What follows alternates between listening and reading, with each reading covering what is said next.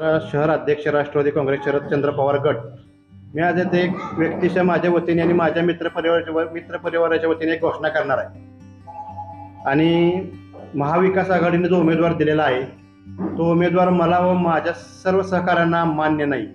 म्हणून आम्ही सर्व सहकाऱ्यांनी मिळून आणि मुस्लिम समाजानं, मी आज मुस्लिम अध्यक्ष असल्यामुळे मुस्लिम समाजानं एक आम्ही असा निर्णय घेतलेला आहे की आम्ही 100% आणि सातारा शहर राष्ट्रवादी काँग्रेस अध्यक्ष मी व माझ्या व्यक्तिशः सर्व सहकाऱ्यांनी निर्णय घेतलेला आहे की मी माननीय आमदार महायुतीचे उमेदवार श्रीमंत छत्रपती शिवेंद्रसिंहराजे भोसले यांना पाठिंबा जाहीर करतो.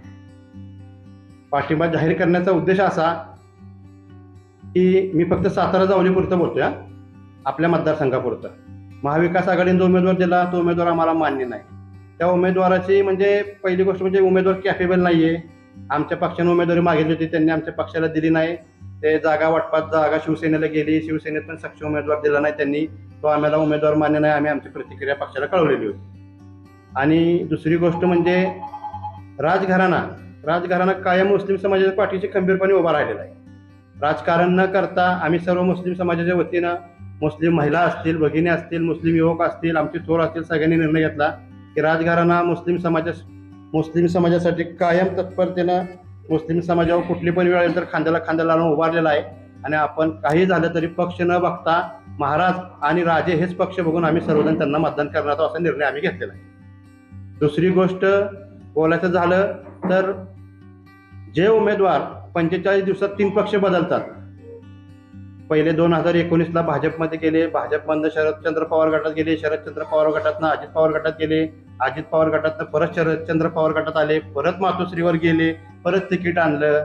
म्हणजे त्यांचं फक्त काय जनतेच्या आत्मीयता, विकास कामाची आत्मीयता त्यांना काय नाही. स्वतःचं नाव कसं मोठं होईल, मी कसं आमदारकी लढवेन ह्याच्यातच त्यांनी ही बांधलेली आहे. फक्त निवडणूक लढणे, दुसरं काय त्यांचं जनतेचं हित त्यांच्या पुढे काही नाही. आणि राहिलं ते बोलतात विकासाचं त्यांना सातारा जावली अजून पूर्ण माहिती नसेल, ते काय विकास शिकवणार सातारा जावलीच्या लोकांना.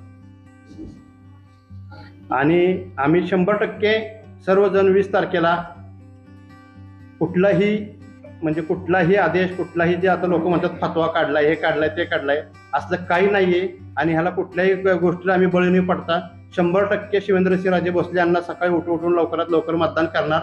आणि 100% बाबा महाराज निवडून येणार, त्यात काय दुमत नाही. पक्ष सोडलाय का? पक्ष अजून सोडलेला नाही, पण निर्णय घेतला.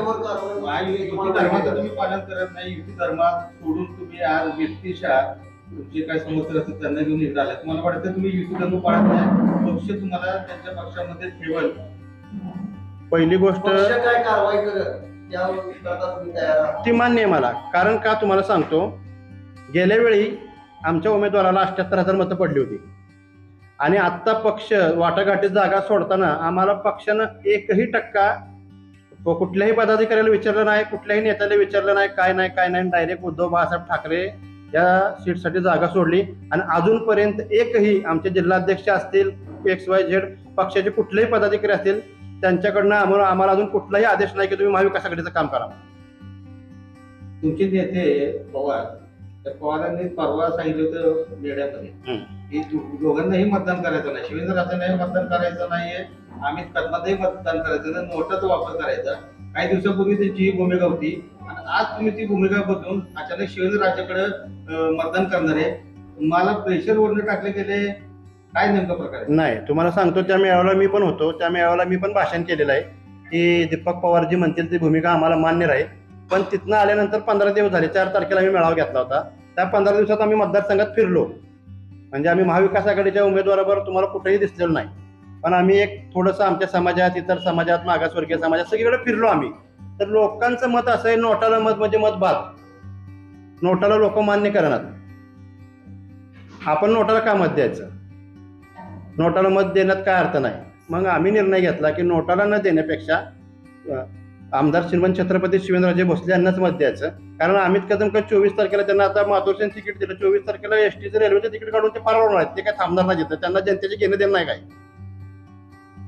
त्यामुळं आम्ही निवडून येणारे उमेदवार आणि राजघराणा कायम. आता तुम्ही बघितलं असेल, 1 महिन्यामागं माची पेठेवर फटाकड्याचा स्फोट झाला. 15 मिनिटात आमदार तिथं दाखल झाले. दोन्ही समाजात कसा सलोखा राहील, काय राहील, त्यांनी तो समोपचाराने मिटवला. कुठलीही म्हणजे सातारा सोडून कुठल्याही तालुक्यात कुठल्या जिल्ह्याची घटना घडली असती तर त्याचा काय परिणाम झाला असं तुम्हाला पण पत्रकार बंधूंना माहिती आहे सगळ्यांना. पण फक्त बाबा महाराजांनी ते त्यांच्या कार्यशैलीने त्यांनी ते हाताळलेले आहे चांगलं.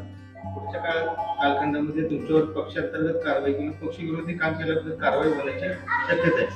काही दिवसानंतर आदरमध्ये भाजपमध्ये सामील झाली असं आम्हाला बघायला मिळालं. नाही, अजून तसा काही निर्णय घेतलेला नाही. पण आता 20 तारखेला 100% शिवेंद्रराजे भोसलेंना मतदान करण्याचा निर्णय आम्ही घेतलेला. पुढची भूमिका आम्ही पुढे ठरवू. तर मतदान पुरतंच झालं. नाही 20 तारखेचं मतदानच सांगतो तुम्हाला. मतदान पुरतंच तुम्ही जाणार. पक्षाने कारवाई केली तर जाणार की बाहेर, आम्ही कुठं राहणार तिथं? अजून तुम्हाला पक्षात जायची इच्छा आहे का?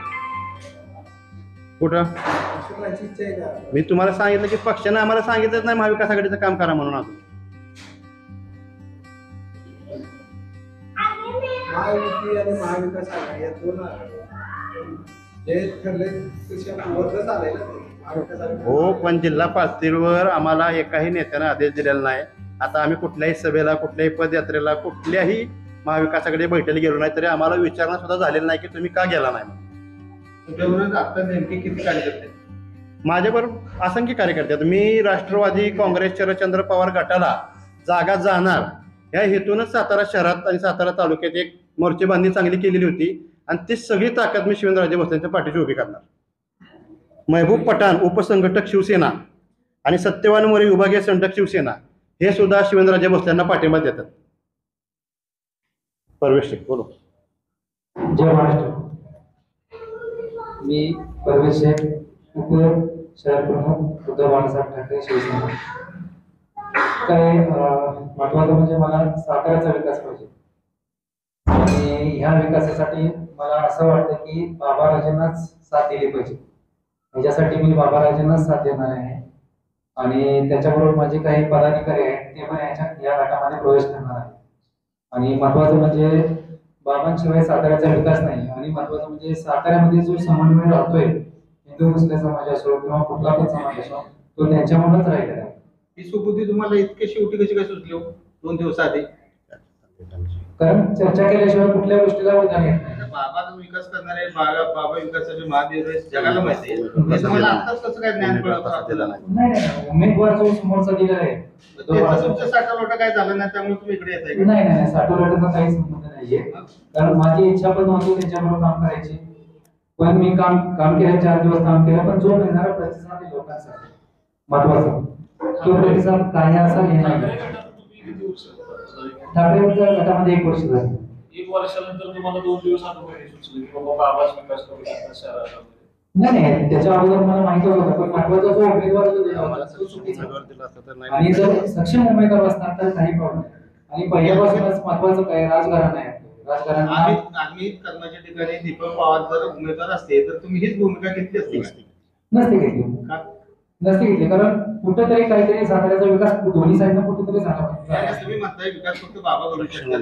पुढच्या वेळेस का भूमिका तुम्ही तशी घेतली नसते? समजा दीपक पवार उमेदवार असते तर हीच भूमिका तुम्ही शिवेंद्रराजेंना पाठिंबा दिला असता का? नाही दीपक पवार हे सक्षम उमेदवार आहेत त्यामुळे मी ही भूमिका घेतलीच नसते.